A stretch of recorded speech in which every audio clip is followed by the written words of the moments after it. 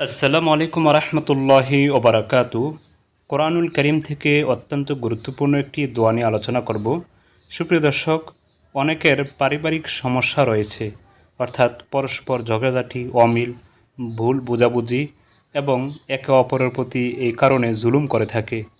তো এগুলি থেকে মুক্ত হওয়ার জন্য এবং সঠিকভাবে পরিবার চালানোর জন্য এবং নিজে পরিচালিত হওয়ার জন্য যেই দোয়াটির উপরে আমল করবেন সেটা নিয়ে আজকের আলোচনা। সুপ্রিয় দর্শক, সেই দোয়াটি আপনাদের নিকটে বলার পূর্বে আমি আপনাদের সকলকে অবগতির জন্য বলছি, ইসলামিক লাইভ চ্যানেল ও অন্যান্য চ্যানেলে যত সহি দোয়া দুরূদ জিকির তাসবিহ ও ইস্তেগফার নিয়ে ভিডিও দিয়েছি সেগুলিকে একত্রিত করে একটি বই লেখা হয়েছে। বইটির নাম দেওয়া হয়েছে কোরআন ও সহিহ হাদিসের ভিত্তিতে নববী দোয়া। বইটিতে প্রায় ৭০০টি দোয়া দুরূদ জিকির তাসবিহ ও ইস্তেগফার রয়েছে, যাহা সহিহ হাদিসে বর্ণিত।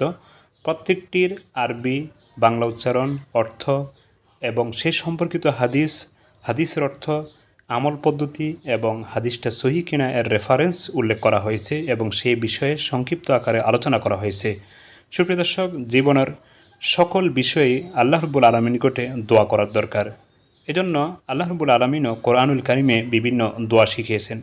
কোরআনুল কারিমে যত দোয়া ইস্তেগফার আছে সেগুলিকেও এই বইটির মধ্যে উল্লেখ করা হয়েছে। আশা করি বইটি আপনারা সংগ্রহ করবেন। বইটি সংগ্রহ করতে হলে স্ক্রিনে দেওয়া নাম্বারে কল দিলে কুরিয়ারের মাধ্যমে আপনার হাতে পৌঁছে দেওয়া সম্ভব হবে ইনশাআল্লাহ।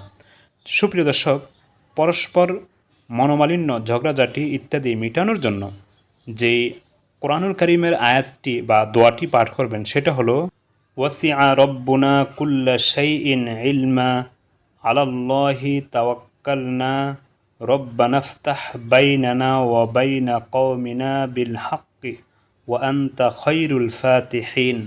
সুপ্রিয় দর্শক, কোরআনুল কারিমের এই দোয়া সম্বলিত আয়াতটি বেশি বেশি করে সুযোগ পেলে পাঠ করবেন।